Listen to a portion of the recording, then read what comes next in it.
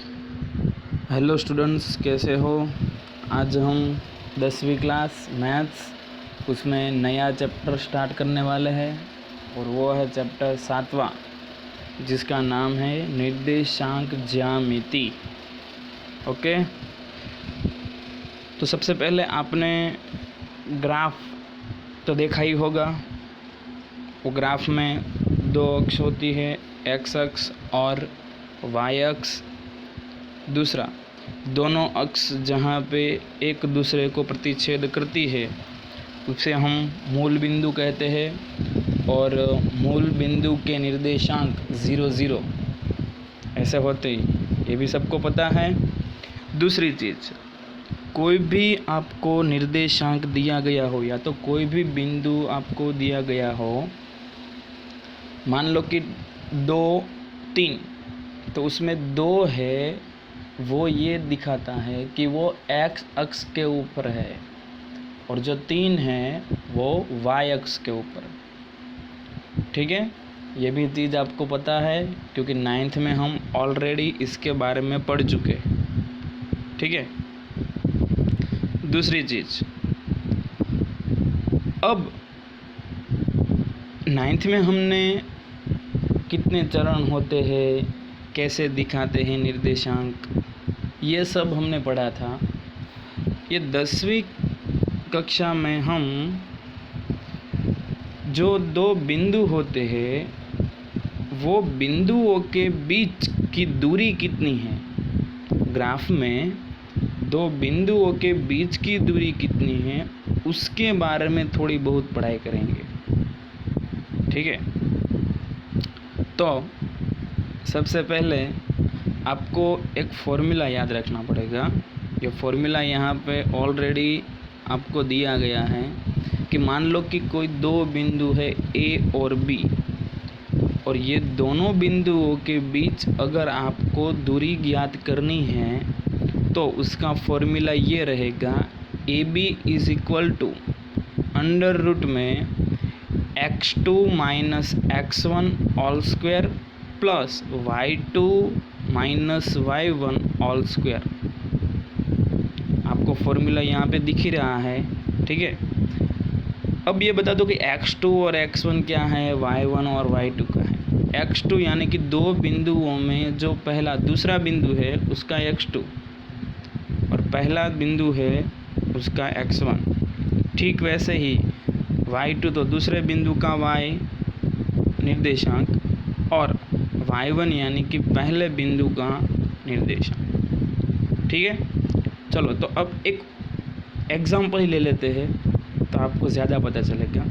तो उसमें स्टार्ट करते हैं हम प्रश्नावली 7.1। आपको बोला गया है कि बिंदुओं के निम्नलिखित युग्मों के बीच की दूरियां ज्ञात कीजिए। उसमें पहले 2 बिंदु दिए हैं 2 3 और 4 1। तो यहाँ पे देखो, x1 यानी कि 2, y1 यानी कि 3, पहला बिंदु है ना, इसलिए x1 और y1। दूसरे बिंदु के लिए x2 इज इक्वल टू 4 और y2 इज इक्वल टू 1। अब उसके बीच की दूरी का फॉर्मूला डाला है, x2 minus x1 all square plus y2 minus y1 all square. x2 की जो भी वैल्यू है वो डाल दी कि भाई 4 माइनस x1 की वैल्यू 2 उसका वर्ग और 1 माइनस 3 ऑल स्क्वायर। तो 4 में से 2 गए तो 2 का वर्ग प्लस 1 माइनस 3 यानी कि माइनस 2 का वर्ग, 2 का वर्ग 4। ठीक वैसे ही माइनस 2 का वर्ग भी कितना होगा, 4। 4 और 4 होगा 8। अब 8 तो किसी का वर्ग नहीं है, लेकिन 8 के 2 भाग यानी कि 2 गुणा 4 8 होता है। 2 गुणा 4 में 4 का वर्गमूल निकलता है 2, इसलिए 2 रूट 2 आपका आंसर आ गया। ठीक है, तो 2 रूट 2 ये हो गई, ये 2 बिंदु है, वो 2 बिंदुओं के बीच की दूरी। ठीक है, अब एक और एग्जांपल लेते हैं। देखो, इसमें माइनस है, तो माइनस में स्टूडेंट्स आपको थोड़ा ध्यान रखना है, क्योंकि अगर चिन्ह में थोड़ा इधर उधर हो गया तो आपका पूरा एग्जाम्पल गलत हो सकता है। इसलिए कृपया आप जब भी माइनस में हो तब आप ब्रैकेट करना ना भूलिए। ठीक है। चलो अब एग्जांपल लेते हैं। यहाँ पे x1 है -5, y1 है 7, x2 है -1 और y2 है 3। ठीक है, ये सब आपको लिखना ज़रूरी इसलिए क्योंकि बार बार आपको जो क्वेश्चन दिया है उसमें देखने जाने की ज़रूरत ना पड़े। ठीक है, चलो अब हमारा फॉर्मूला जो है वो डालते हैं। x2 - x1 all square plus y2 - y1 all square. चलो x2 यहाँ पे दिया है -1 तो -1 डाल दिया। अब फॉर्मूला का चिन्ह माइनस, x1 दिया है -5 तो देखो ब्रैकेट में डाला है उसने -5 ऑल स्क्वायर, फिर y2 3 और y1 -7 ऑल स्क्वायर।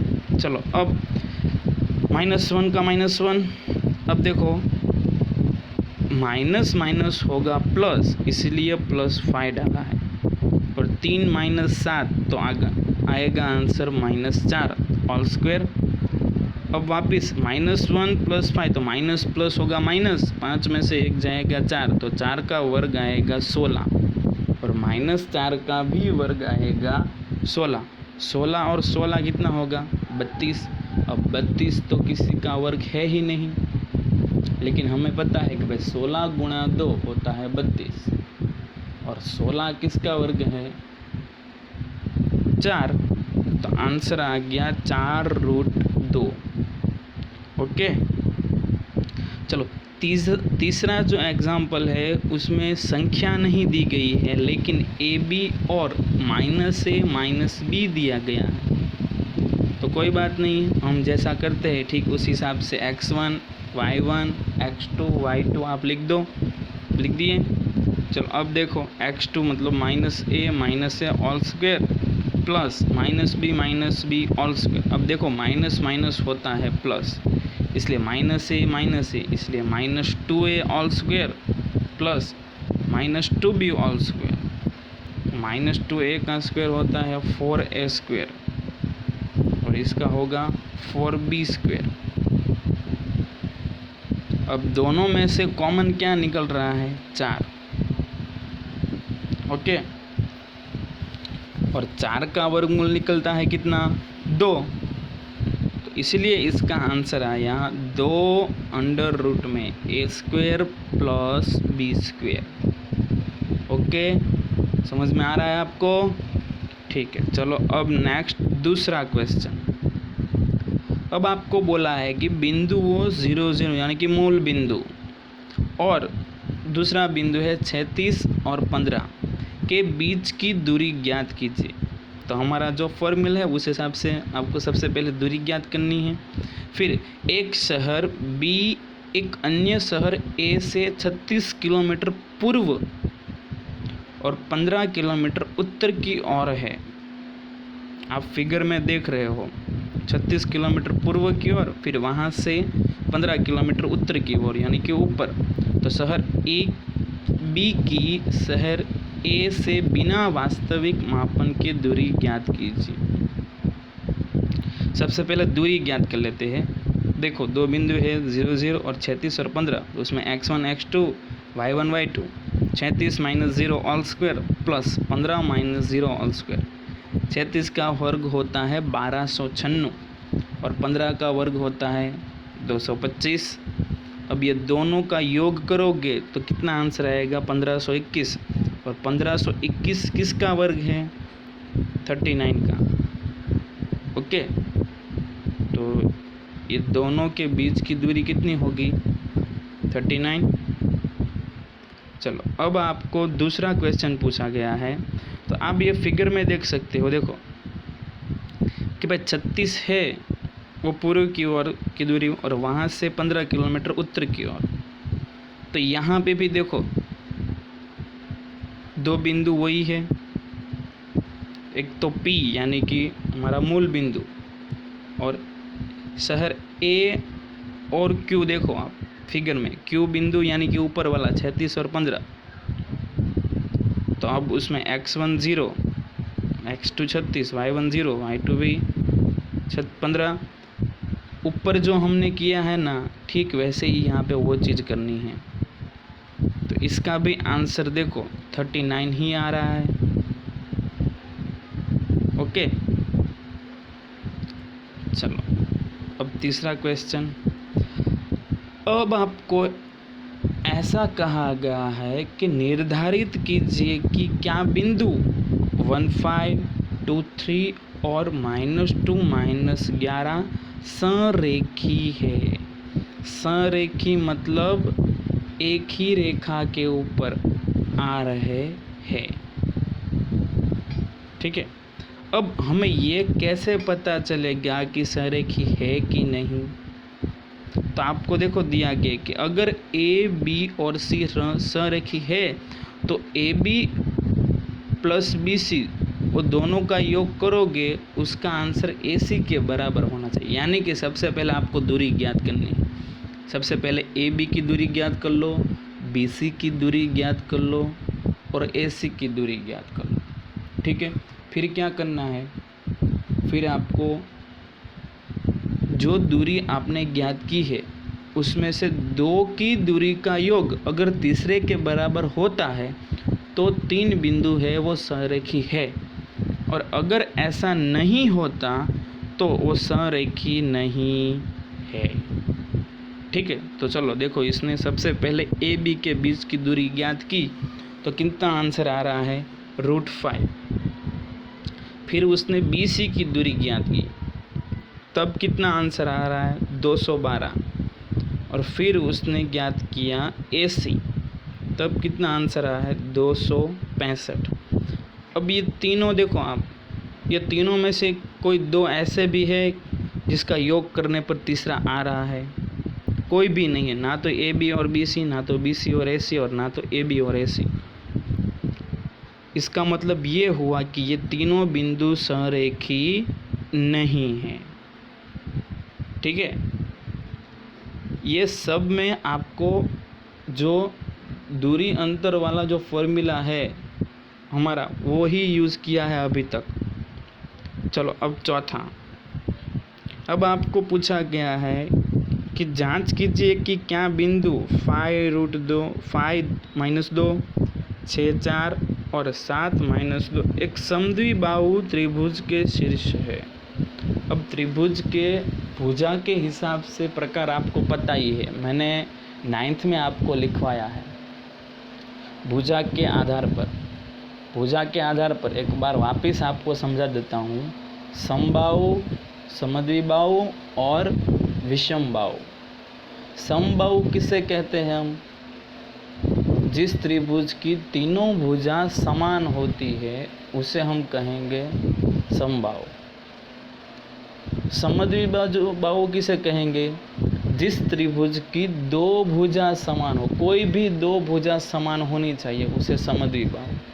और विषमबाहु मतलब जिस त्रिभुज की एक भी भुजा समान ना हो, उसे हम कहेंगे विषमबाहु।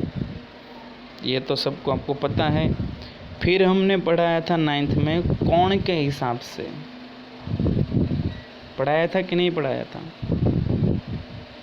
न्यून कोण, अधिक कोण, समकोण, याद आ रहा है आपका? चलो वो भी एक बार समझ लेते हैं। न्यून कोण किसे कहते हैं? जो 90 से कम हो जिस त्रिभुज का कोण वो। समकोण जिस त्रिभुज का कोण का नाप 90 हो उसे हम कहते थे समकोण। और अधिक कोण जिस त्रिभुज के कोण का नाप 90 से अप यानी कि 90 से ज़्यादा हो उसे हम कहते थे अधिक कोण। ठीक है, तो चलो अब हम यहाँ पे आगे बढ़ते हैं कि भाई समद्विबाहु यानी कि 2 कोई भी भुजा समान अगर आए तो ही हम समद्विबाहु त्रिभुज कह सकते हैं, वरना नहीं। तो कुछ नहीं करना है, आपको सिर्फ दूरी ही निकालनी है। सबसे पहले तीनों बिंदु का नाम आप कोई भी दे सकते हैं। यहाँ पे ए बी सी दिया है, आप पी क्यू आर दे सकते हो, एक्स वाई जेड दे सकते हो। तो देखो यहाँ पे सबसे पहले ए बी के बीच की दूरी ज्ञात की तो आया √37। बी सी के बीच की दूरी ज्ञात की तो उसका आंसर आया √37। और ए सी के बीच की दूरी ज्ञात की तो उसका आंसर आया कितना? 2। यहाँ पे देखो ए बी और बी सी दोनों का आंसर सेम आ रहा है कि नहीं। इसका मतलब दो भुजा समान है, और दो भुजा समान है तो इसका मतलब ये समद्विबाहु त्रिभुज है। ओके, चलो नेक्स्ट। अब आपको फिगर दी गई है और कुछ पूछा गया है, पढ़ते हैं कि भाई किसी कक्षा में 4 मित्र बिंदु ए बी सी और डी बैठे हुए हैं, जैसे कि आकृति में दर्शाया गया। चंपा और चमेली कक्षा के अंदर आती है और कुछ मिनट तक देखने तक के बाद चंपा चमेली को पूछती है, क्या पूछती है कि क्या तुम नहीं सोचती हो कि ए बी सी डी एक वर्ग है।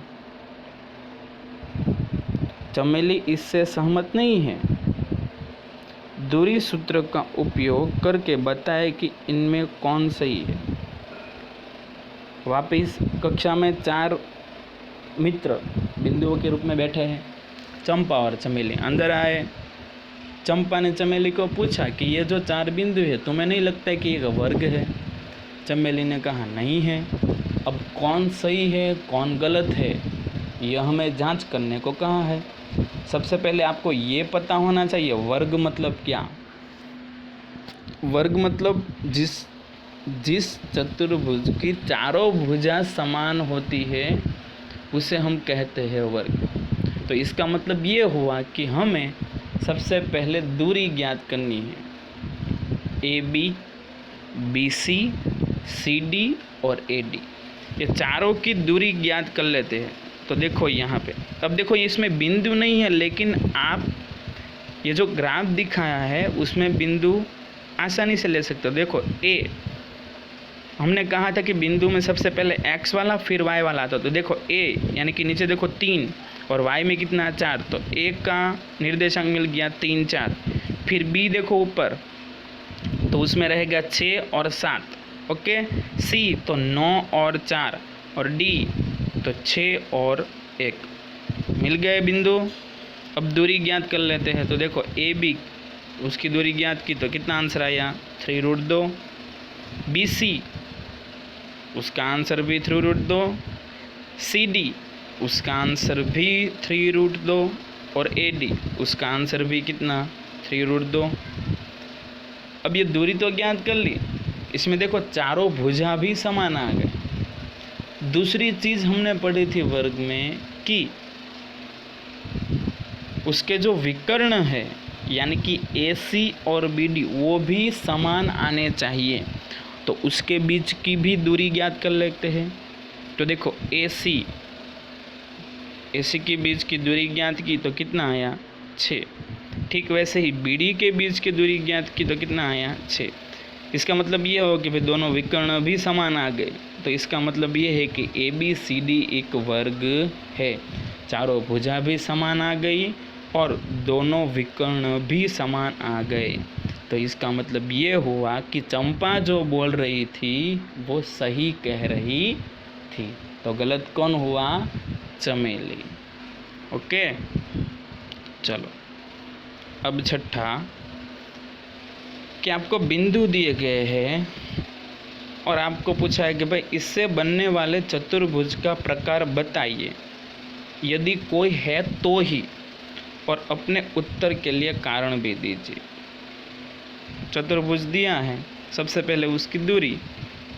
तो देखो पहला question A B C D, A B फिर बी सी फिर सी डी और डी ए, फिर विकर्ण भी, उसके बीच की भी दूरी कि भाई ए सी और डी। देखो भुजाओं की दूरी निकाली तो √8 दोनों विकर्ण 4 4। तो अभी हमने जस्ट कहा यह कौन सा चतुर्भुज होगा, ये एक वर्ग है क्योंकि सभी भुजा समान और विकर्ण भी समान, इसलिए एक वर्ग कहलाएगा। फिर दूसरा, उसके बीच की दूरी ज्ञात की तो देखो ए बी की 2√13, बी सी की √13, सी डी की √50, डी ए की 85, फिर विकर्ण तो ए सी की √13, बी डी की √41। तो अब आप इसमें देख सकते हो कि √13 और √13 √13 और √13। देखो BC √13 आया, BC के बीच की दूरी, और AC के बीच की दूरी √13 आई, BC और AC, और √13 और √13, तो 2 √13, इसका मतलब AB का आंसर आ रहा है। देखो, और अभी हमने कहा अगर जो दूरी आप निकाल रहे हो, किसी के 2 का योग करने पर तीसरे का आंसर आया है तो वो संरेखी होता है। संरेखी मतलब वो तीनों एक ही लाइन में होते हैं, और अगर तीनों बिंदु अगर एक ही लाइन में है तो वो चतुर्भुज तो कहलाएगा ही नहीं, इसलिए ABCD को एक चतुर्भुज नहीं है। ठीक है, चलो अब तीसरा, इसमें भी 4 बिंदु, दूरियां निकाल दो। AB का √10, BC का √18, CD का √10, DA का √18, विकर्ण 2 और BD का √52। तो इसमें आप देख रहे हो कि AB और CD और BC और DA उसके सम्मुख भुजाएं समान आ रही है, लेकिन इसमें विकर्ण समान नहीं है, इसलिए ये समांतर चतुर्भुज कहलाएगा। मान लो अगर विकर्ण समान आ गए तो कौन सा कहलाएगा चतुर्भुज? कौन सा होगा? आयत। लेकिन यहाँ पे सामने सामने वाली भुजा समान है लेकिन विकर्ण समान नहीं है, इसलिए ये समांतर चतुर्भुज है। ओके, चलो आगे। अब आपको पूछा गया है कि भाई x अक्ष मान पर वह बिंदु ज्ञात कीजिए जो 2, -5 और -2, 9 से समदूरस्थ है। आपको बोला है कि एक ऐसा बिंदु आपको ज्ञात करना है जो x अक्ष के ऊपर है। x अक्ष के ऊपर है यानी कि उसका निर्देशांक x0 होगा, ये तो पता है। अगर y के ऊपर बोला होता तो 0y होगा। तो हमें पता है कि वो बिंदु मान लो P है और उसका निर्देशांक x0, 0 क्यों y की जगह पर डालो? क्योंकि x अक्ष के ऊपर है। अब 2 बिंदु A और B दिए गए हैं, तो सबसे पहले आपको बोला भाई समदूरस्थ। समदूरस्थ मतलब वो दोनों के बीच की दूरी, P से A और P से B, और दोनों के बीच दूरी समान हो ऐसा। तो सबसे पहले PA, उसके बीच की दूरी, तो x - 2 का वर्ग प्लस 0 - -5 ऑल स्क्वायर, x - 2 का वर्ग प्लस 5 का स्क्वायर। अब देखो x - 2 ऑल स्क्वायर, उसका फॉर्मूला हमारा है x - y ऑल स्क्वायर का, x वर्ग - 2xy प्लस y स्क्वायर। ठीक है, उस हिसाब से यहाँ पे बिठाया। देखो x वर्ग - 4x प्लस 4 प्लस 25, तो PA का आंसर मिला x वर्ग - 4x प्लस 29 अंडर रूट में। ठीक वैसे ही PB का उसके बीच की दूरी ज्ञात की, तो उसका आंसर अंडर रूट में आ रहा है x वर्ग प्लस 4x प्लस 85। अब यहाँ पे दिखाया गया है PA = PB, क्यों? समदूरस्थ यहाँ पे कहा गया इसलिए। तो अब दोनों का जो भी आंसर आया, जो भी वैल्यू आई वो डाल दो, और डालने के बाद दोनों साइड देखो, सबसे पहले रूट निकल जाएगा, फिर दोनों के और x वर्ग भी कट जाएंगे।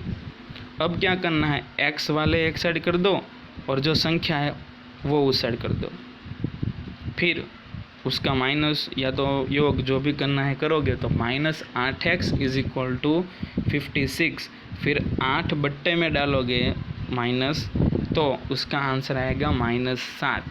तो x मिल गया, और x की वैल्यू जो हमारा p है ना x0, उसमें डाल दोगे तो आपको बिंदु मिल जाएगा -7 और 0। क्या मिलेगा? -7 और 0। ओके, चलो अब नेक्स्ट 8वां। आपको बोला गया है y का वह मान ज्ञात कीजिए जिसके लिए बिंदु P और Q जो भी है दिया गया है के बीच की दूरी 10 है। देखो PQ के बीच की दूरी आपको ऑलरेडी दी गई है, तो कुछ नहीं किया, सिर्फ दूरी का जो सूत्र है वो डाल दो। डाला PQ = 10 - 2 का स्क्वायर y - -3, 8 का वर्ग 64, फिर वो फॉर्मूला बिठाया, तो आंसर आया y² + 6y + 73। अब पी क्यू ऑलरेडी दिया गया है तो उसके इज इक्वल टू में 10 डाल दो। अब देखो इस साइड वर्गमूल है वो निकालना पड़ेगा। वर्गमूल निकालना है तो सामने वाले बराबर के उस साइड जो भी संख्या है या तो जो भी है उसको वर्ग देना पड़ेगा। तो वर्गमूल यहाँ से हटाओगे तो 10 का वर्ग देना पड़ेगा, तो 10 का वर्ग हो जाएगा 100। तो इस साइड बचेगा y² + 6y + 73 = 100। फिर 100 को इस साइड लाओगे तो y² + 6y - 27। अब देखो 3 पद, अब याद करना है हमें चैप्टर नंबर 2। 3 पद हम करते थे पहला और तीसरा, यानी कि a और c का गुणा। 27 गुणा 1 तो 27, तो 2 ऐसी संख्या लाओ जिसके बीच का गुणा 27 हो और प्लस या तो माइनस करो, आंसर 6 आना चाहिए। तो देखो 9 गुणा 3, 9 गुणा 3 कितना होता है 27, और 9 में से 3 जाएंगे तो कितना आंसर आएगा 6। समझ में आ रहा है? चैप्टर नंबर 2 का ये यूज़ किया है। फिर वो किया तो y - 3 y + 9, दोनों को 0 देने पर एक तो आंसर आ रहा है 3 और एक तो आंसर आ रहा है -9, यानी कि y की 2 वैल्यू मिलेगी, 3 और -9। ओके, चलो आगे नंबर 9। इसमें देखो यदि Q है वो बिंदु P और R से समदूरस्थ है, अभी आ गया है ठीक वैसे ही, तो x के मान ज्ञात कीजिए। दूरियां QR और PR भी ज्ञात करना है। Q है वो P और R से समदूरस्थ है, मतलब Q और P की दूरी और Q और R की दूरी कुछ नहीं, QP ढूंढ लो फिर QR ढूंढ लो। QP ढूंढा तो कितना आया √41, ठीक वैसे ही QR कितना आया x² + 25, दोनों को इक्वल, दोनों के साइड रूट निकाल दो, x² + 25 = 41, फिर उसका माइनस करोगे तो x² - 16, फिर फॉर्मूला बैठ गया। देखो x² - y² तो होता है x - y x + y, ठीक वैसे ही x² - 16, 16 वो किसका वर्ग है 4, तो x - 4 और x + 4, फिर दोनों को 0 देने पर x की वैल्यू 2 मिलेगी, +4 और -4। इसका मतलब ये कि x की वैल्यू 4 6 या तो -4 6 होगी। अब आपको बोला गया है QR, तो R की जगह पे डाल दो, प्लस डालो 4, फिर कितनी वैल्यू आ रही वो ढूंढ लो, फिर माइनस डालो। ओके, चलो आगे 10वां। अब आपको इसमें बोला गया है कि भाई x और y के एक ऐसा संबंध ज्ञात कीजिए, XY बिंदु समदूरस्थ। अभी जैसे किया है कि मान लो कि कोई बिंदु है A, B दिया है 3 6, C दिया है -3 4, तो सबसे पहले आप AB फिर AC, ठीक है, दोनों को इक्वल दिखा दो, दोनों की साइड तो कट जाएगा रूट।